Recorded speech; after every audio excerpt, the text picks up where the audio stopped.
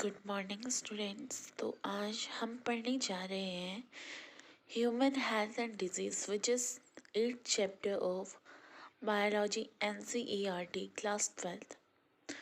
तो हम इसमें सबसे पहले जानेंगे हेल्थ के बारे में। हेल्थ क्या होती है? A state of complete physical, mental and social well-being is called health. Health क्या होती है? एक ऐसी स्टेट जहाँ पे एक पर्सन, एक organism completely physically, mentally and socially, physically यानी उसको कोई बीमारियाँ ना हो, मेंटली यानी उसको किसी भी प्रकार का कोई मेंटल डिजीज़ ना हो, कोई उसको स्ट्रेस ना हो, एंड सोशली उसका बिहेव सोशल यानी समाज में अच्छा हो, तो उसे हम क्या बोलते हैं? हेल्थ या healthy person. Factors can affect health, that can affect health. वो फैक्टर्स जो हेल्थ को अफेक्ट कर सकते हैं, कौन कौन से? पहला है हमारा life style, second one is genetic disorders, third one is infections, fourth one is mental state. Okay, life style क्या होती है? लाइफ स्टाइल हमारे एक ऑर्गेनिज्म की, वो कैसे खाता है, कैसे किस जगह पे रहता है, ठंडी जगह पे रहता है, गर्म जगह पे रहता है, और वो एक्सरसाइज करता है कि नहीं, ये सब क्या आती है उसकी लाइफ स्टाइल पे। और जेनेटिक डिसऑर्डर्स, जेनेटिक क्या होता है?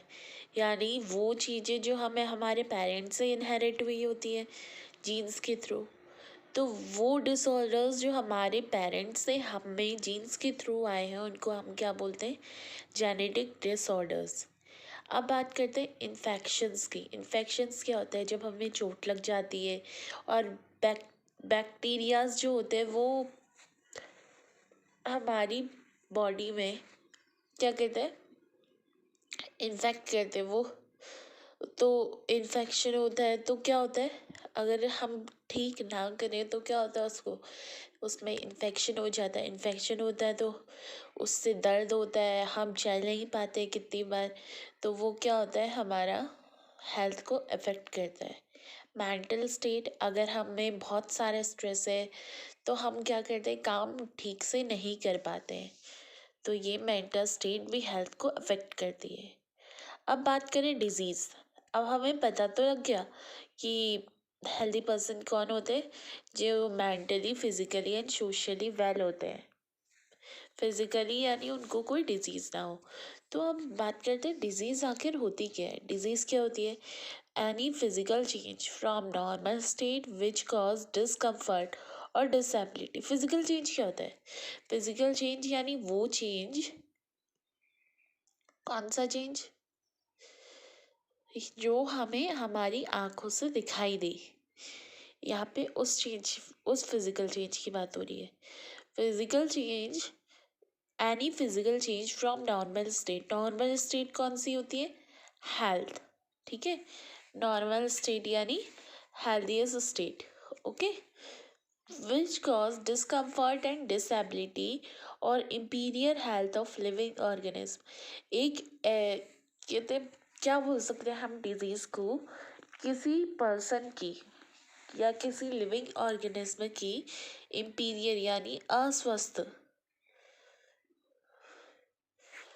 उसको हम क्या बोल सकते हैं? डिजीज़। ठीक है, या फिर हम ये बोल सकते हैं अगर कोई फिजिकल चेंज हमारी हेल्थ में जो हमें डिस्कम्फर्ट यानी असहज महसूस करता है, या डिसेबिलिटी, या हम किसी काम को करने में असमर्थ हो जाते, तो हम उसे क्या बोलते हैं? डिजीज़। अब टाइप्स ऑफ डिजीज़ की बात करें, डिजीज़ को हम सिंपली बीमारी बोल सकते हैं हिंदी में। टाइप्स ऑफ डिजीज़ दो प्रकार की होती है, कॉन्जेनिटल और दूसरी होती है एक्वायर्ड। कॉन्जेनिटल डिजीज़ क्या होती है? जो पैदाइशी बीमारी होती है यानी इनबॉर्न डिजीज़। और एक्वायर्ड डिजीज़ कौन सी होती है? Disease develop after birth. जो वो डिजीज़ जो हमें बर्थ के बाद डेवलप हुई है, उसको हम क्या बोलते हैं? Acquired disease. अब कॉन्जेनिटल डिजीज़ के एग्जाम्पल है डाउन सिंड्रोम, ठीक है। ये कॉज किस कारण होती है, किस कारण हो सकती है? म्यूटेशन के, ठीक है। जेनेटिक हो सकती है, क्रोमोसोम्स से, ठीक है। डाउन सिंड्रोम कॉन्जेनिटल डिजीज़ होती है। क्यों, क्या होता है इस पे? डाउन सिंड्रोम में हमारा क्रोमोसोम पेयर लेस हो जाता है ना, हाँ।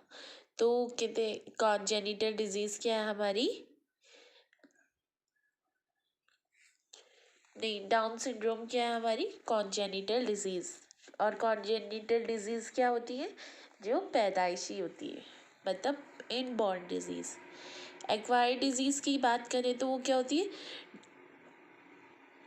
डिजीज़ डेवलप आफ्टर बर्थ, यानी बर्थ के बाद आती है, हमें बर्थ से नहीं होती, बर्थ के बाद हो सकती है, ठीक है। इसके 2 टाइप्स होते हैं, कौन कौन से? कम्युनिकेबल और नॉन कम्युनिकेबल। कम्युनिकेबल क्या होते हैं? Spread from one person to another, यानी एक पर्सन से दूसरे पर्सन को फैलते हैं। और नॉन कम्युनिकेबल ये नहीं फैलते हैं। अब नॉन कम्युनिकेबल के एग्जाम्पल क्या हो सकते हैं? कैंसर, कैंसर फैलता है एक से दूसरे को नहीं। और कम्युनिकेबल के एग्जाम्पल क्या हो सकते हैं? रिसेंट में कौन सा एग्जाम्पल है आजकल? कोरोना, कोविड-19। तो कम्युनिकेबल का एग्जाम्पल हम इसको भी लिख सकते हैं। क्या होता है इसमें? छूते ही, मतलब डायरेक्ट कांटेक्ट से फैल जाती है, कम्युनिकेबल है, एक से दूसरे में स्प्रेड हो सकती है।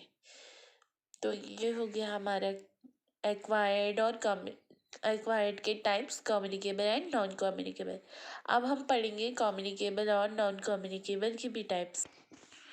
तो कम्युनिकेबल और नॉन कम्युनिकेबल के पढ़ा हमने। अब हम पढ़ते हैं कम्युनिकेबल के 2 types, that is contagious and non contagious. Contagious यानी spread by direct contact. Those diseases which can spread by direct contact are called contagious diseases, ठीक है। और नॉन कॉन्टेजियस ये इनडायरेक्ट कॉन्टेक्ट में, यानी इनको एक मीडियम चाहिए होता है, एक वेक्टर चाहिए होता है। अब वेक्टर क्या होता है भैया? वेक्टर वो एजेंट होता है जो ट्रांसमिट करता है डिजीज। देखो लिखा भी है मैंने, वेक्टर क्या होता है? ट्रांसमिटिंग एजेंट होता है, ठीक है। अब देखो हम नॉन कॉन्टेजियस में क्या ले सकते हैं, मतलब नॉन कॉन्टेजियस में हम ले सकते हैं एग्जाम्पल मलेरिया का। क्या होता है मलेरिया में? जो मलेरिया की वेक्टर होती है वो होती है female Anopheles, female Anopheles mosquito. तो वो क्या करती है फीमेल एनाफ्लीज मॉस्किटो? मैं एक जो इन्फेक्टेड पर्सन है उसको सक करती है, ठीक है। उसने उसको सक किया, उसके बाद वो जो उसका पैथोजिन था, पैथोजिन यानी कॉजिटिव एजेंट, लिखा है ना कॉजिटिव एजेंट, यानी वो एजेंट जो डिजीज कॉज करता है, डिजीज कॉजिंग ऑर्गेनिज्म और कॉजिटिव एजेंट, ठीक है। उसको हम क्या बोलते हैं? Pathogen, okay. Contagious and non contagious क्या बोला मैंने? वो क्या अब पैथोजिन क्या करता है? फीमेल एनाफ्लीज मॉस्किटो के बॉडी में चला जाता है।